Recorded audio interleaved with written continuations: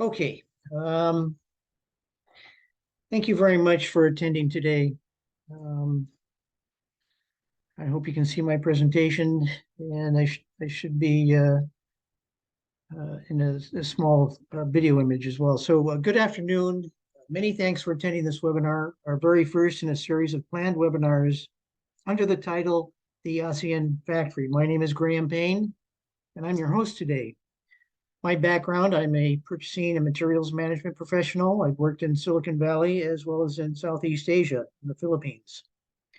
I'm also a certified strategic sourcing professional through ADR International and a graduate of the University of California at Berkeley.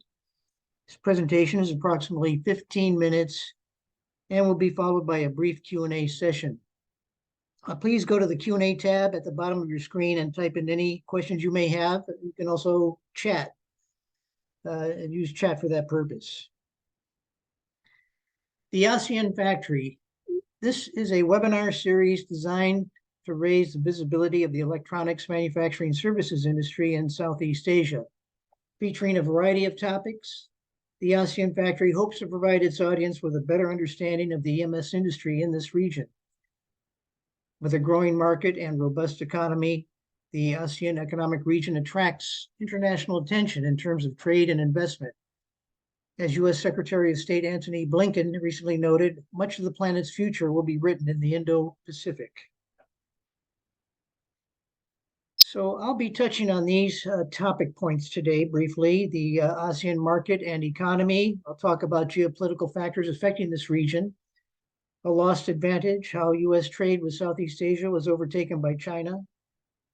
The U.S. is increasing trade and investment in Southeast Asia, a renewed strategy. And I'll talk a little bit about the supply chain and the strategy for addressing this market.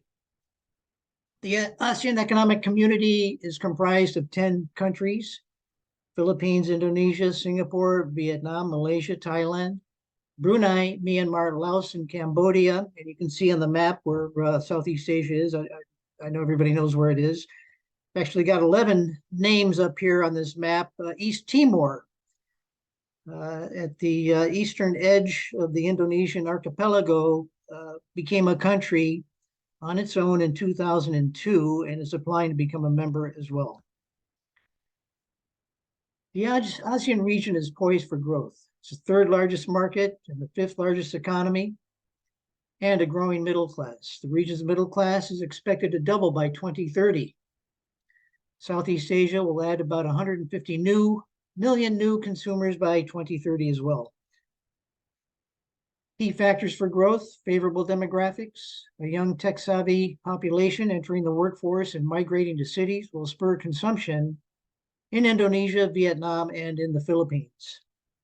Rising income levels. Income levels will grow annually by 6 to 8% in emerging ASEAN, creating economies powered by the middle class.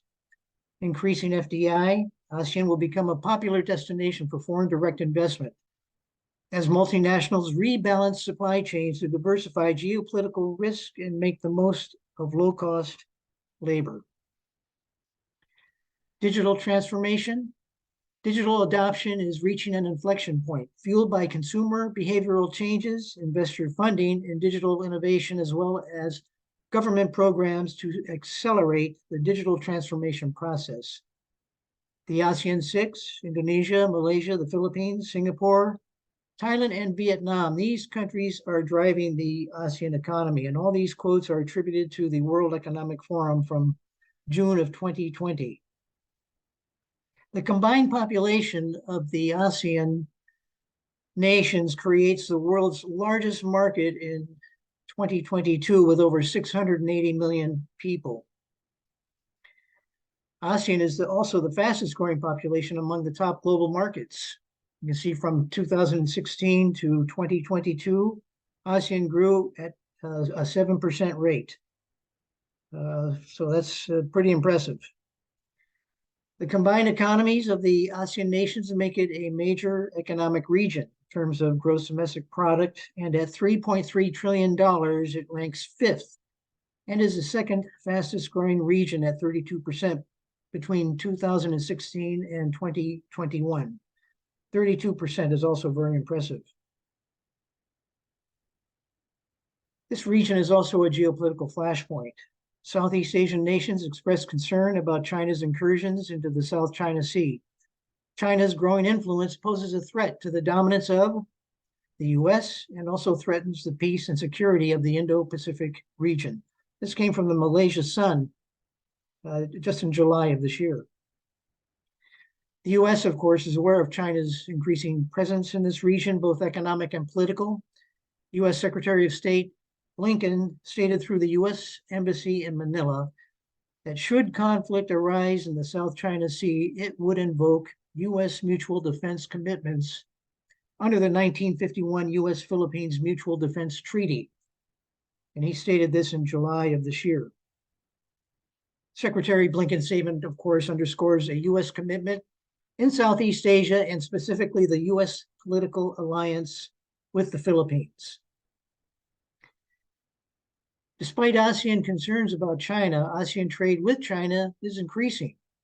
ASEAN regained status as China's largest trading partner in Q1 as RCEP boosts cooperation. The Regional Comprehensive Economic Partnership is a free trade agreement among the Asia-Pacific nations, including the 10 ASEAN nations and Australia, China, Japan, South Korea, and New Zealand. A lost advantage. US trade with Southeast Asia once far exceeded China's trade in this region. 20 years ago, US trade with Southeast Asia was 3.5 times that of China's and totaled $135 billion. But the tables have since turned. In 2020, China's trade with Southeast Asia totaled $685 billion, nearly twice that of the US. Hence, the US is looking to increase trade, investment, and influence in Southeast Asia. US President Joe Biden opened a summit of Southeast Asian leaders with a pledge to spend $150 million on infrastructure, security, and anti-pandemic efforts as Washington seeks to counter China's rising influence in the region. Now, $150 million doesn't seem like a lot compared to $685 billion here, but this is not trade. This is simply investment in infrastructure and security. And that's just the beginning. To sustain US power and influence in Asia, the Biden administration should enhance economic engagement with the region, particularly in Southeast Asia, which has become a hotbed of strategic rivalry between Beijing and Washington. The US and ASEAN benefit from far-reaching commercial and trade ties. The US is ASEAN's largest source of foreign direct investment, while US goods and services trade with ASEAN totaled an estimated $441.7 billion in 2021. More than 6,200 US companies operate within ASEAN. And the US is looking to build upon this record. Almost 42,000 US companies export to the 10-member Association of Southeast Asian Nations, supporting 600,000 US jobs, according to the Brookings Institute. Malaysian Prime Minister, actually former Malaysian Prime Minister Jacob, encourages the US to continue to step up. The US should adopt a more active trade and investment agenda with ASEAN, which will benefit the US economically and strategically. The supply chain. An outcome of the pandemic of 2019 was the disruption of the extended supply chain. And let me just say something here about the extended supply chain. What that means, it doesn't necessarily mean that we're sourcing products halfway around the world, although we could be doing that. The extended supply chain refers to the integrated supply chain from raw materials to end customer.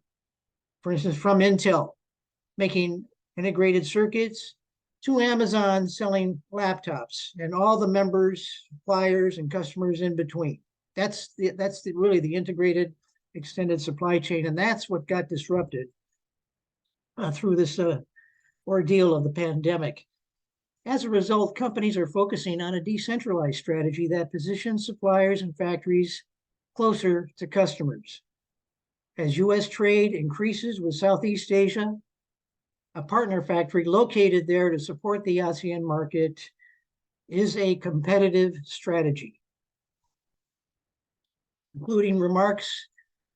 ASEAN economic growth is attracting international attention. Security concerns and China's rising influence is resulting in increased U.S. trade and investment with Southeast Asia. U.S. companies are already doing business in Southeast Asia, but there is much room for growth. And partnering with an EMS firm in this market is a strategic move. And that concludes my presentation. And now I'd like to open it up to a Q&A session. And now I have my colleague, Mr. Joji Belviz, working in the background. And I don't see, Joji, do we see any questions? Okay. Let's see here. So, all right. So what I'm going to do is I actually came up with some questions myself. I'll just run those by you. I'm going to ask myself the questions, and I've got the answers for them already here as well. So first of all, what are customers looking for in an EMS partner? Well, they're looking for automation, not necessarily labor arbitrage. And in fact, one of my colleagues recently said that labor arbitrage is becoming a tired term. Automation provides long-term cost reduction opportunity. It improves quality, reduces cycle times, and reduces the overall cost of doing business. They're looking for technology, i.e. the smart factory, SMT lines, automated test capabilities, functional test, IoT, AI, ERP, MRP, DRP, PLM, product life management. That's an engineering software application. They're also looking for ESG and sustainability programs. And they're asking customers, or new customers are asking suppliers and new potential suppliers about sustainability, about their sustainability programs.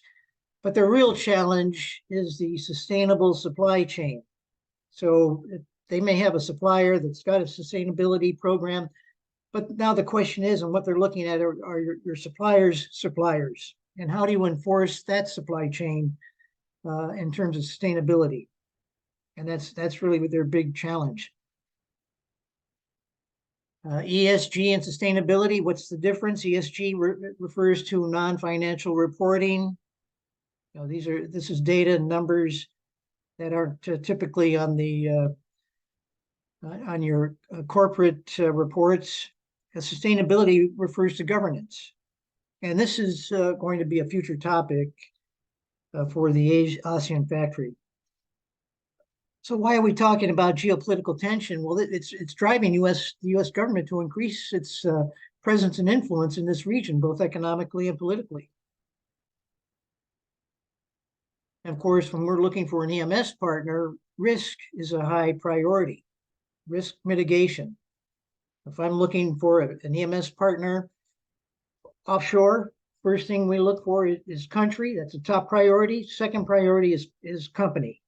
Country, then company. We have to make sure that we are in a safe environment. And what are the key advantages to partnering with an EMS firm in Southeast Asia? Having a manufacturing presence closer to the market will help us gain market share. More customers create more jobs. And in the U.S. as well. If we have a U.S. company that wants to partner with an EMS firm in Southeast Asia to get more business from Southeast Asia, that will create jobs in finance, materials management, procurement, customer support, engineering, and IT.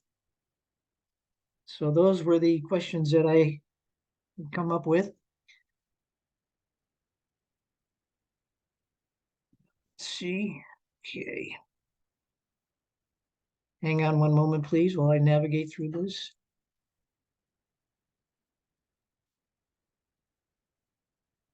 Okay, so well, that concludes my my presentation, and that was pretty brief. I'd like to thank you, of course,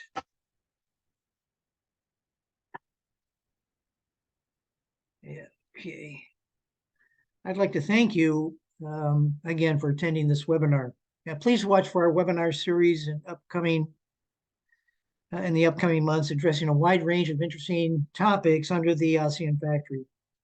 This webinar is being recorded, and we will be pleased to make the video available to you as well as a copy of the presentation. So that concludes my presentation. Oh, by the way, I always document and cite my sources and document my references. So that's part of the presentation. Okay, so I see we may have a couple of questions.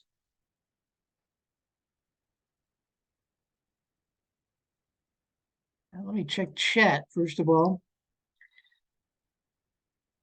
Okay, Q&A. Rosalie, Rosalie, thank you for your question. What should the Philippines do to increase FDIs from the U.S. or encourage more investments from the U.S.? I am not only thinking about government, but how should EMS companies, associates assist in this regard? Well, I think the message here is that as we look for customers, the enticement is the ASEAN market. That's what we're trying to emphasize, that if you outsource your manufacturing to a company in Southeast Asia, that's going to better position you to gain more market share. And so we need to get that message across. We don't want to just promote our capabilities. Of course, we can talk about that, but we want to promote the ASEAN market. That's really the key here.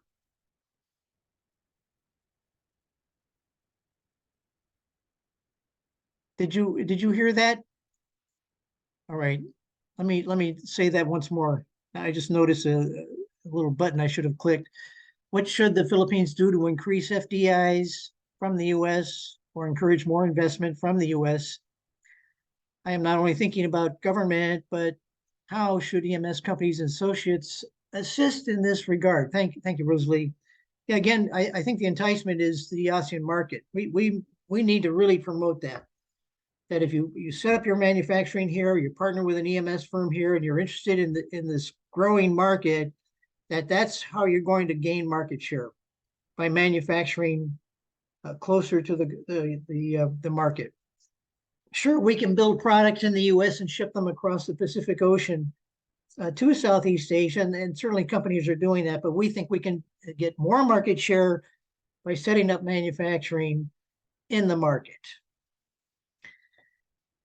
Okay, so let's see, Eugene. Gene, thanks a lot for attending. I appreciate it. Your question is, the geopolitical conditions of the U.S. is changing as well. Policies might change in terms of offshore businesses. What could be the impact of the businesses who have plans in getting into the Philippines? Well, I don't know if you're referring to the political scenario here, where we've got this populist movement and this ultra-conservative movement. They afraid of jobs going offshore and want to be more isolationist. Honestly, I think that our goal here for U.S. companies is to get more business, and the way to get more business, of course, is to get closer to the customer. So as I noted in the presentation, if we can get more business in Southeast Asia by setting up manufacturing operations there, or by partnering with an EMS firm, that additional business actually creates jobs in the U.S. And see, that's what needs to be clarified here as far as this movement.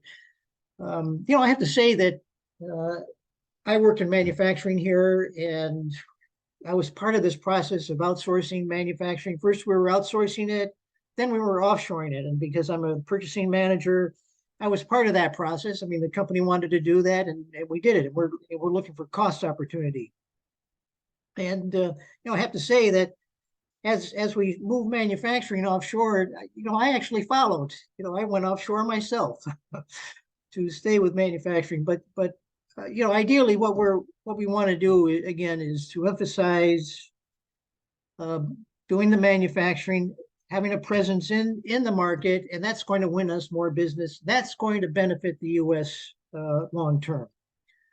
So that's sort of the purpose of this presentation.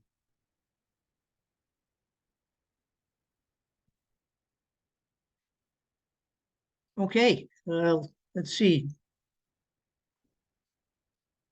I don't see any more questions. Oh, I'm glad you heard that. Okay, thanks, Gene. Thank you. All right. Well, I guess I've exhausted my questions, and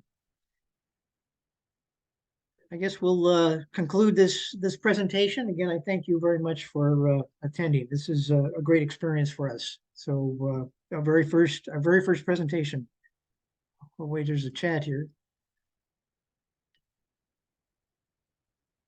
Yeah. Okay. So thank you very much again, and we hope to see you next time.